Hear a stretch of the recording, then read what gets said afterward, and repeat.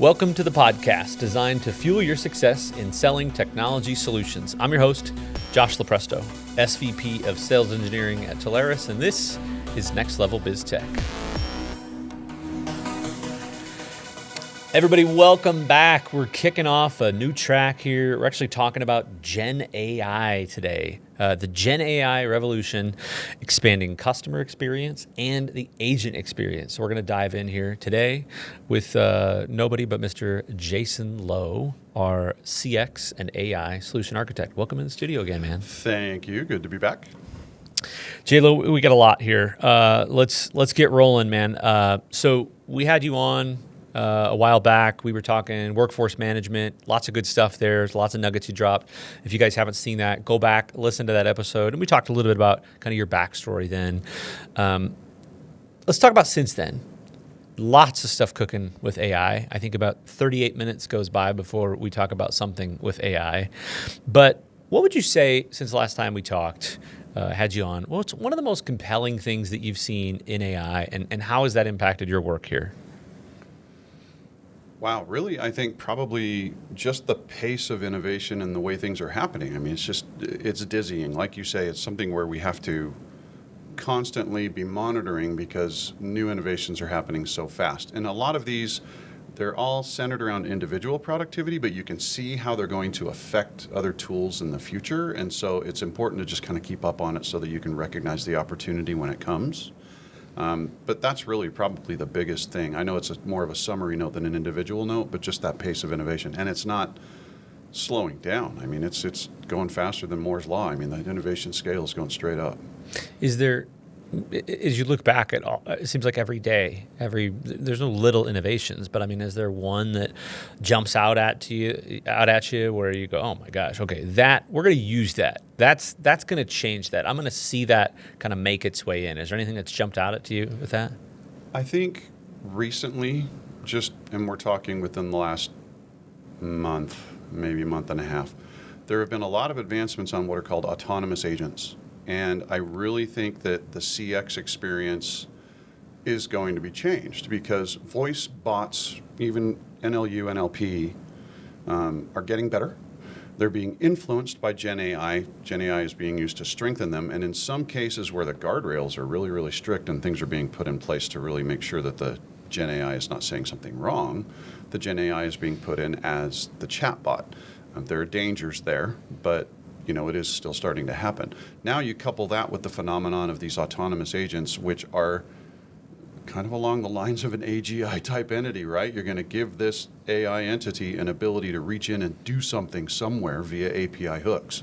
And so the whole voice bot minor capability stuff, doing little integrations to CRMs or ERPs or checking the status and saying something to the caller or, that type of stuff is going to start expanding because these bots are going to become more capable and they'll be able to do more things and reason and get a little innovative in solving problems. It's going to be really interesting to see how things unfold in the future.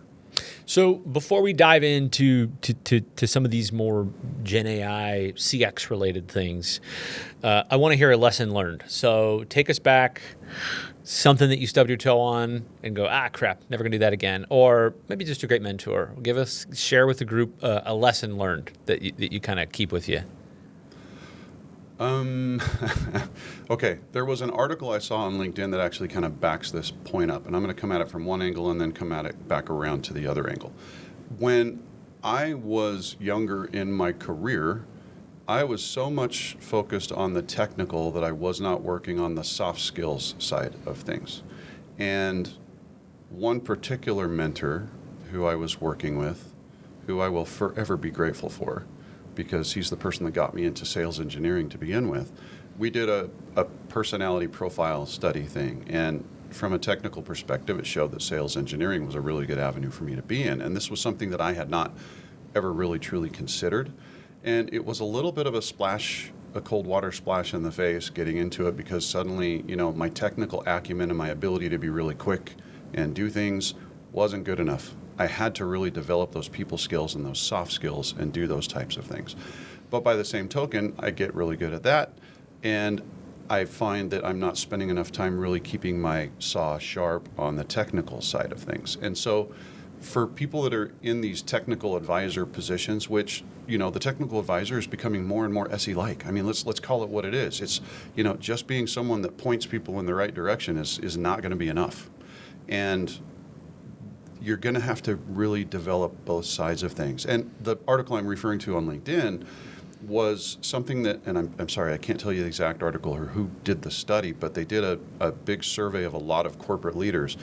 And many people actually felt that people skills are going to be the more important set of skills moving forward, because AI and AI's capabilities to do things from a coding perspective and from a planning and strategic perspective is going to make it so that the raw technical skills, while still very important, are going to become less and less important. And so it's going to be important to have these really great people skills coupled with a solid technical base for people that want to influence in this space in the future.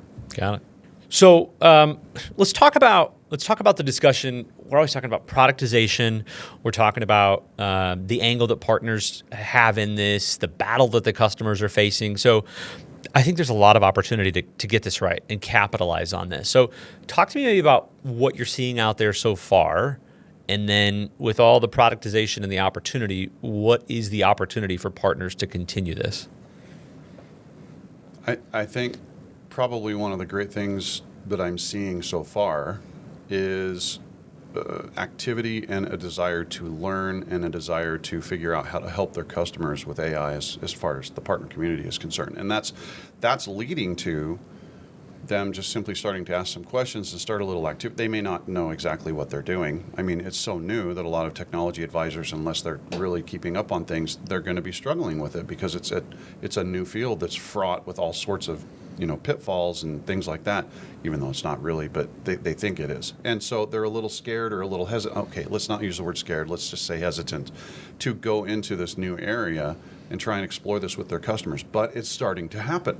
Even if they are that way, what's happening to me is I'm getting a lot of phone calls from partners saying, can you help me with this? Because I've asked a few questions and suddenly I find my customer is really, really interested in implementing AI where they can. Can you step in and can you help us? And that's where the Telarus engineering core really helps out, is because we can step in and we can help these partners and backfill them and white label as them and stuff like that to make sure that their customers get served. But people are starting to have these conversations. I think that the perspectives will certainly change over time. And I think that technology advisors right now, probably one of the best things that they can do is come into the situation looking at it from a twofold perspective, not just the one that everybody's focused on right now, which is let's build it and see what we can do with it and see if we can get a positive ROI. That's a meritable cause to try and get into this and see if we can create efficiencies and make things better and contribute to the bottom line. That's great. But now there's also this factor of what else can we do with this thing we've built? All right, and this is the analogy that I always refer to. Josh, you've heard me refer to this dozens of times, I'm sure, but Downton Abbey being a favorite TV show of mine, in the very first episode, they're dealing with a phenomenon of piping electricity to the kitchen, and nobody knows why. Why are you going to put electricity in the kitchen? That's because the people that work in the kitchen had not envisioned the blender. They'd not envisioned the mixer. They'd not envisioned even the microwave oven. They'd never even conceived the possibility of electricity being able to drive these tools that would make things more efficient and easier for people in the kitchen. That's where we are right now. We have a lot of companies that are looking at their use cases that are a blender. Right? They could build this internally, and would there be a positive ROI? Would it end up saving some time and help them out? Yes. But why don't you take that blender invention and sell it to other people? Yeah. This is the perspective that's missing. People need to do a parallel effort, right? Go in for the individual efficiency, go in for what we can do after we've made this and figure out how to productize it and make it profitable for our company. Yeah. Paradigm shifts. You think about that, and what did people tell? You can read about this. What did people tell Henry Ford, right, early on? I have my horse and carriage. I'm fine. Why would I need a car, right? And then the inevitable, like, well, I guess there was one book I was reading.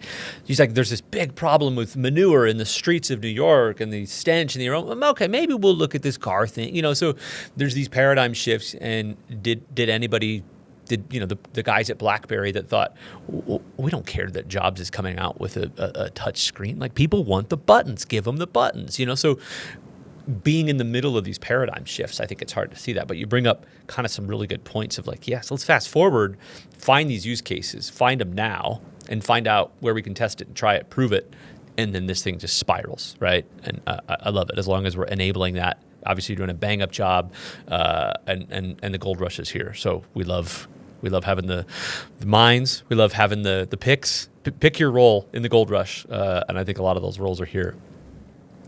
All right, so let's talk about some of the struggles. So you talked about some of these discovery discussions, right? So we're back. We're talking CX. We're talking Gen AI. We're talking that impact.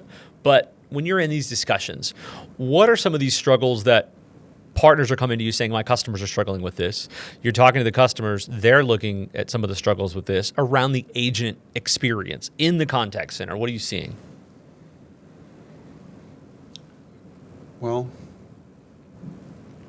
I think probably outside of the possibility of chatbots and the influence it's going to have, I think a lot of people are wondering how else it can be used, and maybe they're not quite recognizing these other tools that are there, and the efficiencies that can be brought to bear. Everybody's kind of hyper-focused on one of two things. One, how can we replace the agents in the contact center, and that's why they're coming at it from a bot perspective, because they want to cut down on labor. But then, all right, what if the call actually does get through? What can we do to make sure that we're reducing the average handle time as much as possible? And so there's a lot of AI technologies that drive that and make it so that agents are more effective.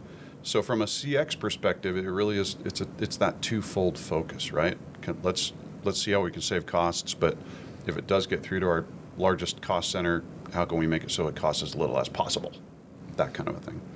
I love discovery questions, and we're always all about the questions. All right. I'm a partner. I've never sold this before, but I've gained in our 3-4 things that we've talked about. I want to go jump in. I see this AI as a leg in. I see this agent experience, whatever it is. They come in.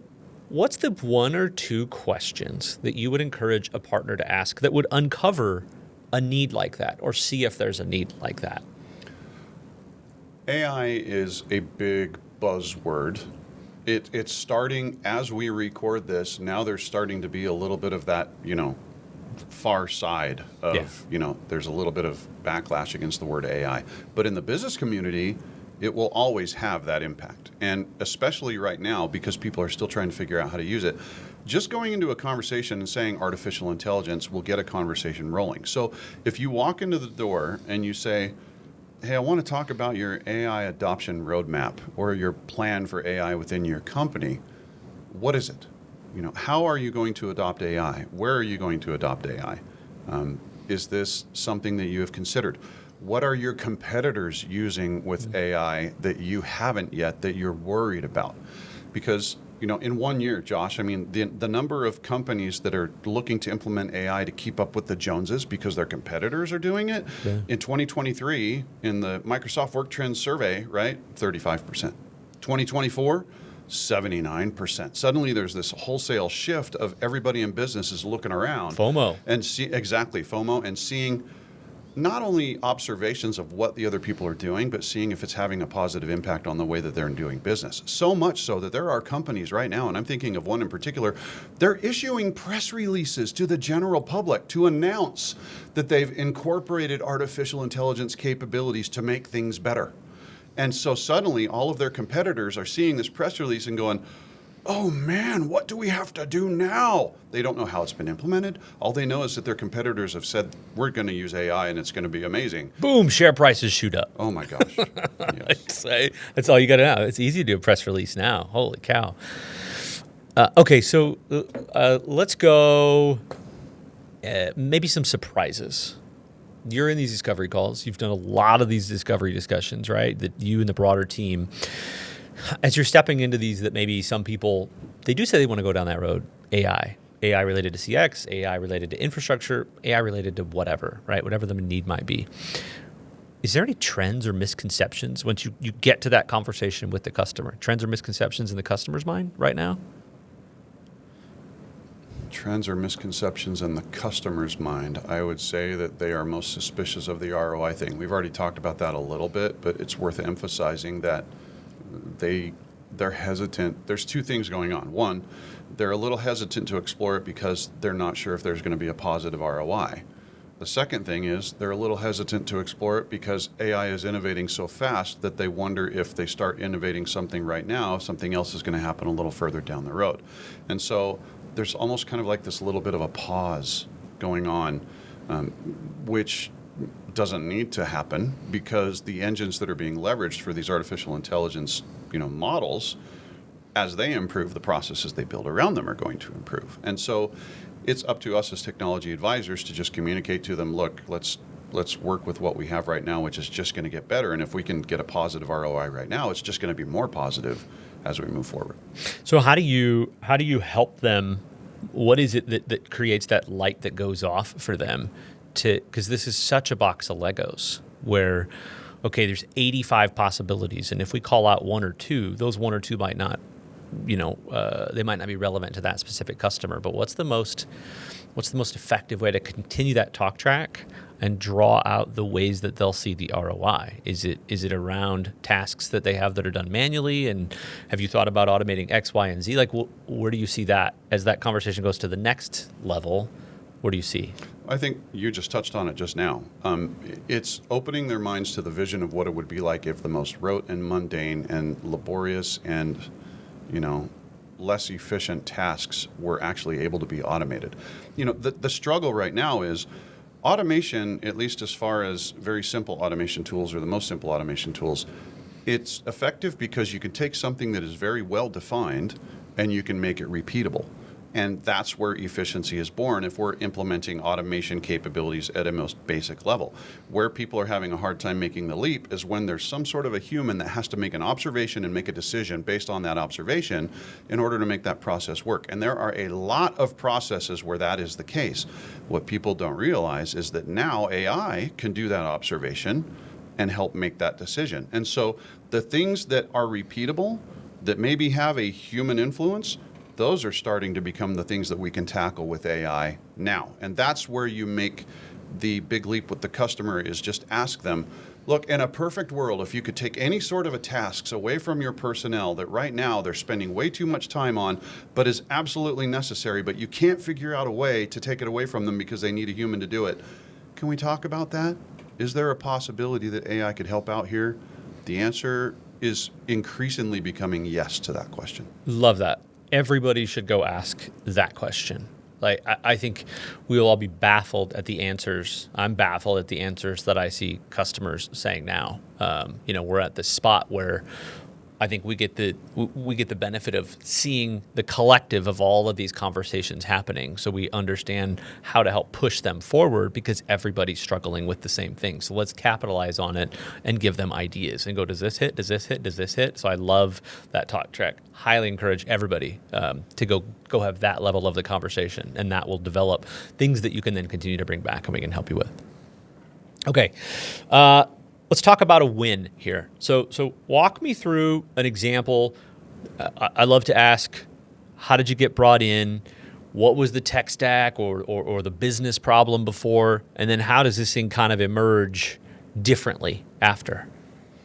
I'm going to talk about one specific use case that I like to bring up because it is rather effective in implementation. So there was a company that wasn't sure about the advancements that bots could make. They were thinking that it was more along the lines, I'm talking about voice bots on phone calls. They were thinking it was still along the lines of, press or say one, press or say two type of a thing. They weren't sure what else you could do with it. And they came to us and they actually said, okay, listen, we have a ton of calls that are going to this subset of agents. And we wanted to figure out how we could become more efficient. And we found out that 80% of the calls that are coming into this group are, what's the status of my shipment? Okay, and so how can we somehow make it so that things are more efficient? And they're looking at it from the human operations thing, like saying, can we pop up immediately when the caller comes in and it gets to an agent, some sort of a screen that shows if they have any shipments that are on the way so that the agent can address it right away? But that's where we were able to talk to them and kind of open their eyes up and say, listen, I'm calling Delta Airlines to check the status of stuff all the time. And the first thing that happens is it says, thanks for calling Delta Airlines. Welcome, Jason. I see that you have a flight scheduled for tomorrow at 9 p.m. Is this something that you are looking to change or something like that?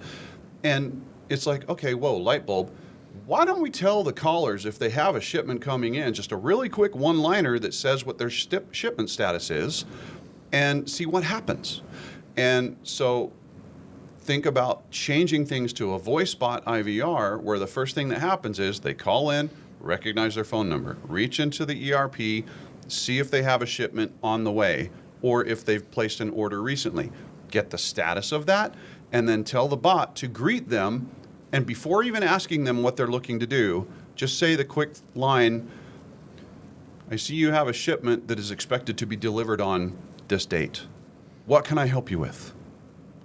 And suddenly 80% of the calls are going to go away, because the first thing they're going to hear when they call in is a voice telling them the status of their shipment and when it's going to be delivered. Pretty big use case right there. You just got to think of it a little bit differently. Yeah, I think if we look back over the last 5+ years, what's surprised me in a lot of these discovery conversations is we make assumptions about how things are being used, or we make assumptions that the customer's already thought through. No, I already have the most efficient way. Like, I've already thought through all those legs. And I think when you really ask, I've learned some of the greatest things when we've done some really deep dive CX things and we've sat next to an agent, or we've listened to kind of what an agent does. Because even sometimes what the manager thinks versus what the agents do, even that's not right. And so I love when I hear partners talk about, hey, I called in, here's how the experience was. Are you aware that that's going on? And the customer would say, no, that's not how it's happening. Well, I just did it. Is that not, so that's such a value add, I think, and it helps the partners be differentiated against somebody that may not come in with that much meaningful information. So I'd love to see what it's actually like. I think people lose sight of that sometimes on the customer side. Okay, so let's talk about some advice for partners, right? You've been out there leading a bunch of tracks, lots of evangelism, lots of how to think about AI, how to use AI. You run a great track on that. So these partners want to get deeper into this. What do you recommend? Where do they go? What's the advice for them to kind of stay in tune with all of this moving target? Well, I think the education events that Telarus does are kind of a bare minimum. I mean, keeping up on things is certainly a way to go. I think engaging the Telarus engineering resources is a great way to go, because we get paid to keep up on this stuff better than they can.